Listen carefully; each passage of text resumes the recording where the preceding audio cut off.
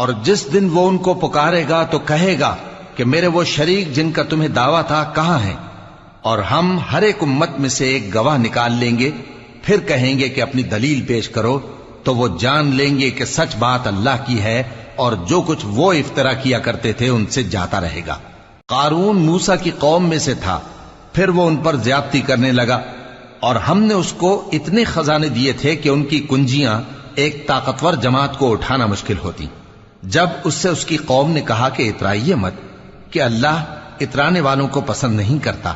اور جو مال تم کو اللہ نے عطا فرمایا ہے اس سے آخرت کی بھلائی طلب کیجئے اور دنیا سے اپنا حصہ نہ بھلائیے، اور جیسی اللہ نے تم سے بھلائی کی ہے ویسی تم بھی لوگوں سے بھلائی کرو، اور ملک میں طالب فساد نہ ہو، کیونکہ اللہ فساد کرنے والوں کو دوست نہیں رکھتا۔ وہ بولا کہ یہ مال مجھے میرے ایک ہنر کے سبب ملا ہے۔